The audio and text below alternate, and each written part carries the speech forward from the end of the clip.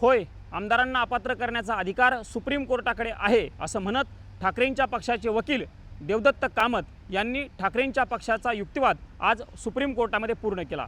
मागच्या 8 दिवसांपासून 10 तासांपेक्षा जास्त काळ चाललेला ठाकरेंच्या पक्षाचा युक्तिवाद आज सुप्रीम कोर्टामध्ये सरन्यायाधीशांच्या कोर्टाच्या समोर पार पाडल्याचं आपल्याला बघायला मिळालं। सुरुवातीला ज्येष्ठ वकील कपिल सिब्बल आणि त्यानंतर कालपासून ठाकरेंच्या पक्षाचे वकील देवदत्त कामत यांनी पक्षाची बाजू कोर्टाच्या समोर मांडल्याचं आपल्याला बघायला मिळालं। आमदार अपात्रता प्रकरण असेल किंवा केंद्रीय निवडणूक आयोगानं पक्ष आणि चिन्ह एकनाथ शिंदे यांना देण्याचा घेतलेला निर्णय असेल, त्या दोनही मुद्द्यांच्या अनुषंगानं ठाकरेंच्या दोनही वकिलांनी सुप्रीम कोर्टाच्या समोर बाजू मांडल्याचं आपल्याला बघायला मिळालं। कपिल सिब्बल यांच्याकडनं खरं तर वेगवेगळे मुद्दे यापूर्वीच सुप्रीम कोर्टाच्या समोर मांडले गेलेले होते, मात्र आज ज्यावेळी देवदत्त कामत यांच्याकडनं युक्तिवाद केला गेला त्यावेळी त्यांच्याकडनं काही महत्त्वाचे मुद्दे सुप्रीम कोर्टाच्या समोर मांडले गेले। त्यात सगळ्यात महत्त्वाचा मुद्दा कामत यांच्याकडनं ज्या पद्धतीनं आमदारांना अपात्र करता येतं का नाही त्या अनुषंगानं होता आणि त्यासाठी कामत यांच्याकडनं एका केसचा देखील रेफरन्स दिला गेला होता। कामत यांच्याकडनं आज युक्तिवाद संपत असताना नेमकं कुठले कुठले मुद्दे मांडले गेले आणि कशा पद्धतीनं ठाकरेंच्या पक्षाचा युक्तिवाद सुप्रीम कोर्टामध्ये आज संपला तेच या व्हिडिओच्या माध्यमातून आपण समजून घेणार आहोत। नमस्कार, माझं नाव आहे प्रमोद जगताप आणि तुम्ही TV9 मराठीचं डिजिटल प्लॅटफॉर्म बघत आहात।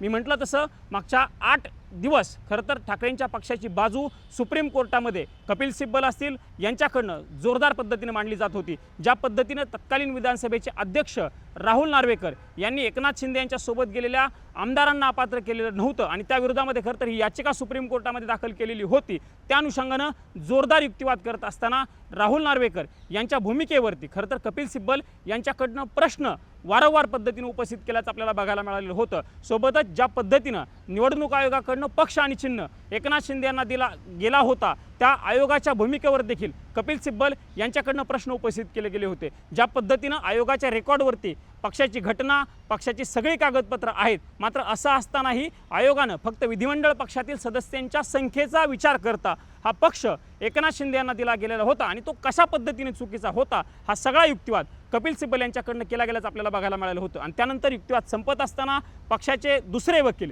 देवदत्त कामत यांच्याकडनं काल खरं तर साधारणतः अर्धा तास युक्तिवाद केला गेला आणि त्यानंतर आज देखील देवदत्त कामत यांच्याकडनं पाऊण तासाच्या आसपास युक्तिवाद केला गेला। देवदत्त कामत यांच्याकडनं युक्तिवाद करताना सुरुवातीला आमदार अपात्रता प्रकरणाच्या अनुषंगानं युक्तिवाद केला गेला। ज्या पद्धतीनं आमदारांना अपात्र केलं नव्हतं म्हणजे एकनाथ शिंदे यांच्यासोबत गेलेल्या आमदारांना अपात्र न केल्यामुळं काल सुप्रीम कोर्टाकडनं देवदत्त कामत यांना खरं तर काही प्रश्न उपस्थित केले गेले होते। आम्ही आमदारांना अपात्र करू शकतो का अशा आशयाचा प्रश्न काल न्यायमूर्ती बागची यांच्याकडनं खरं तर कामत यांना विचारला गेला होता, त्याचं उत्तर काल कामत यांनी दिलेलं होतं। मात्र आज युक्तिवादाची सुरुवात करत असतानाच देवदत्त कामत यांच्याकडनं हा मुद्दा किंवा या मुद्द्याला उत्तर जे आहे ते कोर्टाच्या समोर दिलं गेलं। कामत यांच्याकडनं स्पष्टपणे सांगितलं गेलं की होय, तुम्ही आमदारांना अपात्र करू शकता आणि जर अपात्र करायचं असेल तर ते कधी करू शकता, तर मूळ तारखेपासून तुम्ही अपात्रतेची घोषणा करू शकता असा मुद्दा देवदत्त कामत यांच्याकडनं कोर्टाच्या समोर मांडला गेला। म्हणजे ज्या दिवशी एकनाथ शिंदे यांच्या सोबत पक्षाचे आमदार गेलेले होते आणि त्यावेळी डिस्क्वालिफिकेशनची याचिका विधानसभेच्या अध्यक्षांच्या समोर सुनील प्रभू तत्कालीन विधानसभेचे व्हीप ठाकरे पक्षाचे यांच्याकडनं जी दाखल केलेली होती त्या दिवसापासून म्हणजे ज्या दिवसापासून याचिका दाखल केली गेली होती त्या दिवसापासून तुम्ही त्यांना अपात्र करू शकता किंवा अपात्रतेची घोषणा करण्याची आवश्यकता आहे हा मुद्दा देवदत्त कामत यांच्याकडनं मांडला गेला। कारण कोर्टाकडनं म्हटलं गेलं होतं की ती टर्म संपून गेलेली आहे। ज्या पद्धतीने म्हणजे 2024च्या निवडणुकीच्या अगोदरची ती टर्म होती त्यावेळी ती टर्म आता संपून गेलेली आहे, त्यानंतर दुसरी विधानसभा अस्तित्वात आलेली आहे, त्यामुळे त्या आमदारांवर ते अपात्रता करता येईल का या अनुषंगाचा खरं तर कालचा कोर्टाचा प्रश्न होता आणि म्हणून कामत यांच्याकडनं हे सांगितलं जाण्याचा प्रयत्न जो आहे तो कोर्टाच्या समोर केला गेल्याचं आज आपल्याला बघायला मिळालेलं आहे। कामत यांच्याकडनं हे सांगितलं गेलं की ज्या दिवशी पक्षांतराचं कृत्य केलेलं होतं त्या मूळ तारखेपासून त्यांचं विधानसभा सदस्यत्व म्हणजे त्यांचं संपुष्टात आणण्याची घोषणा तुम्ही करावी ही मागणी आमची आहे। कामत यांच्याकडनं हेही सांगितलं की त्यांचं विधानसभेचं सदस्यत्व जे आहे ते पूर्णत्वास आणता येणार नाही, मात्र हा मेसेज जाणं गरजेचं आहे आणि तेव्हापासून ते अपात्र ठरले होते हे न्यायालयाकडनं घोषित करणं अपेक्षित आहे आणि तो मेसेज सगळ्याकडे किंवा सगळ्यांच्या समोर जाणं अपेक्षित आहे, म्हणून त्या अपात्रतेची घोषणा जी आहे ती तुमच्याकडनं केली जावी हा मुद्दा खरं तर देवदत्त कामत यांच्याकडनं आज कोर्टाच्या समोर उपस्थित केला गेला। हा प्रश्न उपस्थित केला जात होता की विधानसभेच्या अध्यक्षांचे अधिकार आहेत, कुठल्याही आमदारांना विधानसभेचे अध्यक्ष ही एक स्वतंत्र बॉडी आहे, स्वतंत्र लवाद आहे, त्यामुळं अपात्र करण्याचे अधिकार जे आहेत ते विधानसभेच्या अध्यक्षांकडे आहेत. कारण सुभाष देसाईंच्या केसमध्ये सुप्रीम कोर्टानं तत्कालीन सरन्यायाधीश खरं तर चंद्रचूड यांच्याकडनं हा निर्णय दिला गेलेला होता की अपात्रतेचा निर्णय जो आहे तो विधानसभेच्या अध्यक्षांनी घ्यावा आणि मग ती केस त्यांच्याकडनं खरं तर विधानसभेचे अध्यक्ष राहुल नार्वेकर यांच्याकडे दाखल केली गेली की यांच्याकडे सोपवली गेलेली होती. मग हा प्रश्न उपस्थित केला जात होता की विधानसभेच्या अध्यक्षांच्या ऐवजी हा निर्णय सुप्रीम कोर्टानं घ्यावा. हा प्रश्न विचारला जात असताना कोर्टाकडनं सांगितलं होतं की आम्हाला याचे अधिकार आहेत का. हे करत असताना मात्र कामत यांच्याकडनं एका अत्यंत महत्त्वाच्या केसचा दाखला दिला गेला आणि ती केस आहे राजेंद्र सिंग राणा. उत्तर प्रदेशातील जी केस आहे त्या केसचा दाखला जो आहे तो आज देवदत्त कामत यांच्याकडनं सुप्रीम कोर्टाच्या समोर दिला गेल्याचं आपल्याला बघायला मिळालं.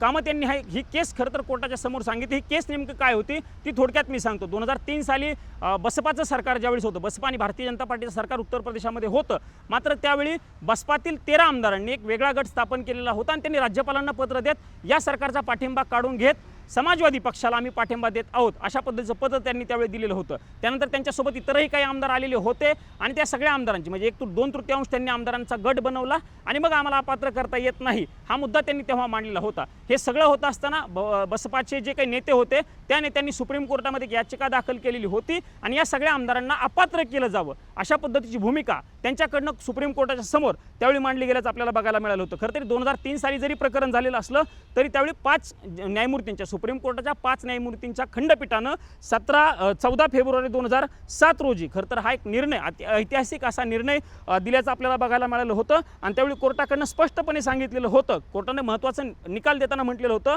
की एखाद्या आमदाराने आपल्या मूळ पक्षाचं सदस्यत्व स्वेच्छेनं सोडल्याची कृतीतून दिसत येत असेल तर तो पक्षांतर बंदी कायद्यातील अपात्र हा जो आहे तो ठरू शकतो. आणि त्यावेळेची जी भूमिका होती किंवा त्या 13 आमदारांनी जी भूमिका घेतलेली होती ती त्यांनी पक्ष सोडल्याची भूमिका दिसत होती म्हणून त्या सगळ्या 13 आमदारांना तेव्हा खरं तर सुप्रीम कोर्टाकडनं अपात्र ठरवलं गेलं होतं आणि तोच न्याय याही केसमध्ये लागू करावा हा मुद्दा मांडण्याचा प्रयत्न खरं तर ठाकरेंच्या पक्षाचे वकील देवदत्त कामत यांच्याकडनं कोर्टाच्या समोर केला जात असल्याचं किंवा तो मुद्दा कोर्टाच्या समोर मांडला जाताना आजच्या युक्तिवादावेळी आपल्याला बघायला मिळालं. दुसराही मुद्दा कामत यांच्याकडनं सांगितला गेला की ज्या पद्धतीनं या सगळ्या आमदारांना अपात्र केलेलं नाही आहे त्यामुळे या सगळ्या गोष्टींची फळं जी आहेत किंवा या सगळ्या गोष्टींची फळं म्हणा किंवा या सगळ्या गोष्टींचे फायदे हे सगळे आमदार असतील ते उपभोगत आहेत, आजही उपभोगली आहेत आणि आजही हे सगळी हे फळं उपभोगत आहेत असं सांगण्याचा प्रयत्न कामत यांच्याकडनं कोर्टाच्या समोर केला गेला होता. मग कामतांनी सांगितलं कोणी आमदार झालं कोणी मंत्री झालं कशा पद्धतीने या सगळ्यांनी या सगळ्याचा उपभोग घेतला हे सांगण्याचा प्रयत्न कामत यांच्याकडनं केला गेला आणि म्हणूनच या सगळ्यांचं सदस्यत्व विधानसभेचं सदस्यत्व संपुष्टात आणलं पाहिजे हे सांगण्याचा प्रयत्न कामत यांच्याकडनं सांगितला गेला. कामत हेही म्हटले की फक्त विधिमंडळातील बहुमताच्या आधारावरती त्यांना पक्ष आणि चिन्ह दिलेलं आहे आणि ते दिल्याच्या नंतर त्यांनी बंडखोरी केली आणि ते दिल्याच्या नंतर त्या सगळ्या गोष्टीचे फायदे आजही उपभोगत आहेत असं म्हणत असताना निर्णय हा फक्त विधिमंडळातील पक्षाच्या आधारावरती नाही तर सगळ्या गोष्टींच्या आधारावरती झाला पाहिजे, संघटनेतल्या गोष्टींच्या आधारावरती झाला पाहिजे हाही सांगण्याचा प्रयत्न कामत यांच्याकडनं केला गेला. ज्या पद्धतीने ॲफिडेविट दोन्ही पक्षांकडनं सुप्रीम इलेक्शन कमिशनमध्ये तेव्हा सादर केली गेलेली होती त्या ॲफिडेविटचा आकडाही कामत यांच्याकडनं कोर्टाच्या समोर आज सांगितला गेला. कामत यांनी सांगितलं की ज्या पद्धतीनं 19 लाखाच्या आसपास कागद ॲफिडेविट पक्षाचे ॲफिडेविट किंवा कार्यकर्त्यांचे ॲफिडेविट उद्धव ठाकरे यांच्याकडनं सादर केले गेलेले आहेत ते समोरच्या बाजूने फक्त 4 लाखाच्या आसपास ॲफिडेविट आहेत.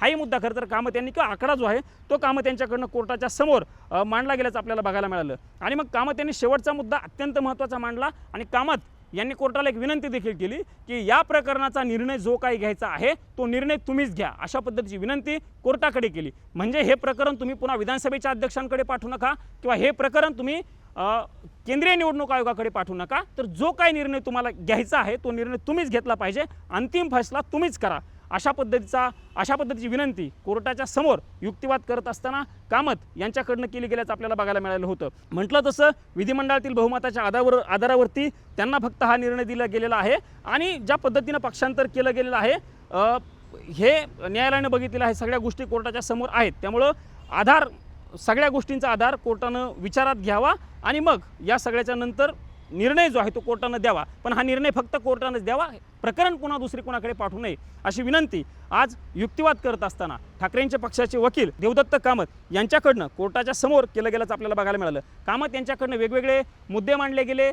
ज्या पद्धतीनं साधिक आली केस होती साधिक आली केसचा रेफरन्स दिला आणि साधिक आली केस आहे तशी आमच्या पक्षाला का लागू होत नाही हे सांगण्याचा प्रयत्न केला गेला। वेगवेगळ्या जजमेंटचे दाखले, खरं तर कामं त्यांच्याकडनं दिले गेले, वेगवेगळ्या हायकोर्टाचे दाखले हे होते। म्हणजे कोलकाता हायकोर्टाच्या पासून मी म्हटलं तसं राजेंद्र राणांचा केसचा दाखला असेल, सादिक अली केसचा दाखला असेल, वेगवेगळ्या अजूनही काही केसेसचा दाखला कोर्टाच्या समोर देवदत्त कामत यांच्याकडनं आज दिला गेल्याचं बघायला मिळालं। आणि पूर्ण युक्तिवाद साधारणतः आजचा युक्तिवाद पाऊण तासाचा हा कामत यांच्याकडनं संपवल्याचं बघायला मिळालं। कामत यांनी कोर्टाचे आभार मानले, तुम्ही आमचं ऐकून घेतलं त्याबद्दल कोर्टाचे आभार मानले। आणि आभार मानत असताना आग्रह धरला कोर्टाच्या पुढं की पक्षांतराचे जे काही निर्णय आहे तो निर्णय तुम्ही घेतला पाहिजे। असं म्हणत असताना मी म्हटलं तसं की हा निर्णय घेत असताना फायदे समोरचा पक्ष उपभोगत आहे, त्यामुळे तुम्ही तातडीनं लवकरात लवकर निर्णय घेतला पाहिजे, ही भूमिका किंवा ही मागणी देवदत्त कामत यांच्याकडनं कोर्टाच्या समोर आज केल्याचं युक्तिवादावेळी आपल्याला बघायला मिळालं। काल मी म्हटलं तसं कपिल सिब्बल यांच्याकडनं युक्तिवाद संपत असताना अत्यंत महत्त्वाची टिप्पणी केली गेली होती, पक्ष हा ठाकरेंचाच आहे असं म्हणत असताना पक्ष आणि चिन्ह ठाकरेंनाच मिळालं पाहिजे, आणि जर चिन्ह ठाकरेंना मिळत नसेल, आम्हाला मिळत नसेल तर ते गोठवलं जायला पाहिजे, अशा पद्धतीची भूमिका काल खरं तर कपिल सिब्बल यांच्याकडनं युक्तिवाद संपताना शेवटची टिप्पणी कपिल सिब्बल यांच्याकडनं केली गेलेली होती। आणि त्यानंतर आजचा कामतांचा युक्तिवाद असल्याचं आपल्याला बघायला मिळालं। म्हटलं तसं 10 तासापेक्षा अधिक काळ ठाकरेंच्या पक्षाकडनं सुप्रीम कोर्टामध्ये युक्तिवाद केला गेलेला आहे। आता 2 तारखेला म्हणजे 2 सप्टेंबरपासून एकनाथ शिंदे यांच्या पक्षाच्या वतीनं सुप्रीम कोर्टामध्ये बाजू मांडली जाईल। अगोदर सुप्रीम कोर्टामध्ये एकनाथ शिंदे यांच्या पक्षाचा युक्तिवाद केंद्रीय निवडणूक आयोगाच्या बाजूनही कोर्टामध्ये युक्तिवाद केला जाईल, आणि मग विधानसभेच्या अध्यक्षांचा युक्तिवाद, या सगळ्या युक्तिवादानंतर कोर्ट अंतिम फैसल्याकडे जाईल। पण सध्या तरी 2 तारखेपासून शिंदेंच्या पक्षाचा युक्तिवाद होणार आहे। ठाकरेंच्या पक्षाच्या युक्तिवादामध्ये मी म्हटलं तसं वेगवेगळे मुद्दे होते, पण प्रामुख्याने विधानसभेच्या अध्यक्षांची भूमिका, केंद्रीय निवडणूक आयोगाची भूमिका, या सगळ्यावरती प्रश्न उपस्थित करत असताना वेगवेगळ्या केसेसचा दाखला दोन्ही ठाकरेंच्या पक्षाच्या वकिलांकडनं कोर्टाच्या समोर दिला गेल्याचं बघायला मिळालं आहे।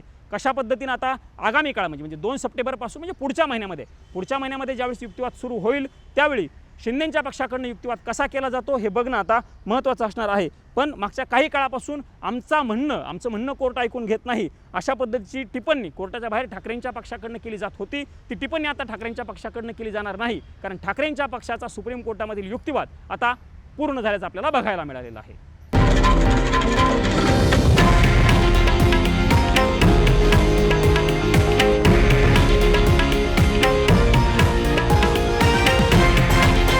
हे आहे देशातील नंबर 1 न्यूज नेटवर्क आणि आपण पाहत आहात TV9 मराठी, एकमेव।